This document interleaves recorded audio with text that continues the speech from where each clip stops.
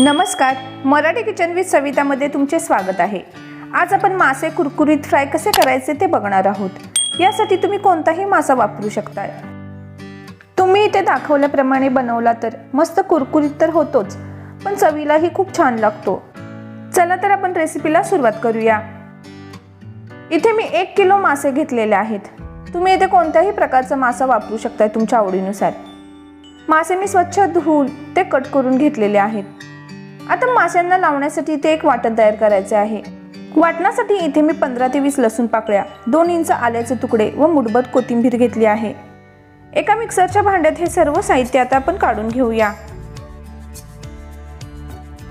अगदी थोडे पाणी घालून याची पेस्ट करून घ्यायची आहे।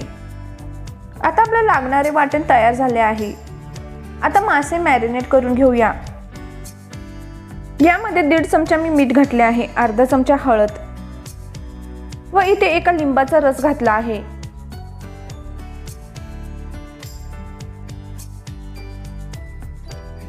लिंबूचा रस घातल्यानंतर इथे मगाशी जे वाटण तयार केले होते ते घालायचे आहे।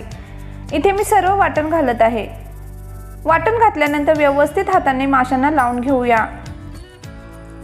वाटण हातानेच मिक्स करायचे आहे म्हणजे व्यवस्थित लागले जाते। आता हे अर्धा तास आपल्याला बाजूला ठेवायचे आहे म्हणजे मासे छान मॅरिनेट होतील। आता इथे मी 2 चमचे कांदा लसूण मसाला घालत आहे व रंगासाठी 1 चमचा मी काश्मीरी लाल मिरची वापरली आहे। तिखटाचे प्रमाण तुमच्या आवडीनुसार कमी जास्त करू शकताय। लाल तिखट व्यवस्थित असे मिक्स करून घ्यायचे आहे। माशांना व्यवस्थित असे लावून घ्यायचे आहे। माशांना आता तिखट लावून झाले आहे। आता आपण ते फ्राय कसे करायचे ते बघूया। त्यासाठी एका प्लेटमध्ये इथे 2 चमचे मी तांदळाचे पीठ घेतले आहे व त्यात 4 चमचे मी बारीक रवा घेतला आहे। आता यात मीठ, हळद व अर्धा चमचा मी तिखट घालत आहे। हे व्यवस्थित असे मिक्स करून घेऊया। आता माशांच्या तुकड्यांना रवा लावून घ्यायचा आहे। अशा प्रकारे हलक्या हाताने दाबून रवा लावून घ्यायचा आहे। याच पद्धतीने सगळ्या माशांना मी रवा लावून घेतला आहे। आता हे मासे फ्राय करून घेऊया। त्यासाठी एक पॅन घेतले आहे। पॅन मध्ये आपण थोडे तेल घालूया। तेल थोडे गरम झाले की त्यात माशाचे पीस घालायचे आहेत। मासे फ्राय करताना गॅस मीडियम ठेवायचा आहे। मासे तळताना गॅसची फ्लेम जास्त स्लो ठेवायची नाही किंवा ती मोठी सुद्धा ठेवायची नाही। मीडियम फ्लेमवरती आपण मासे तळले तर ते छान कुरकुरीत असे होतात।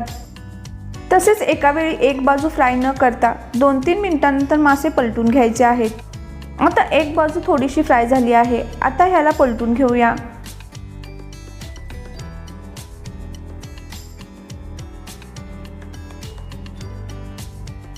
मासे फ्राय करताना गॅसची फ्लेम मी मीडियमच ठेवली आहे। आता परत 2-3 मिनिटांनंतर मासे पलटून घेऊया व दुसरी बाजू ही छान फ्राय करून घ्यायची आहे।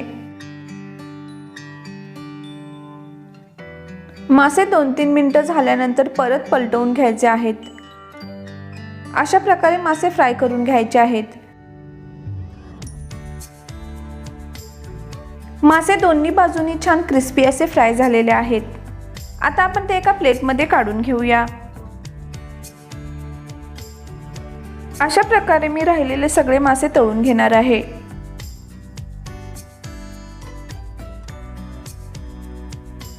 तर परफेक्ट असा फिश फ्राय तयार झाला आहे। तुम्ही ही फिश फ्रायची रेसिपी नक्की करून बघा व कमेंटद्वारे नक्की कळवा। तसेच व्हिडिओ आवडल्यास लाईक शेअर करायला विसरू नका। चॅनलला सबस्क्राईब केले नसले तर सबस्क्राईब करा व बेल आयकॉन ही प्रेस करा। पुन्हा भेटूया अशाच एका नवीन रेसिपी सोबत। धन्यवाद।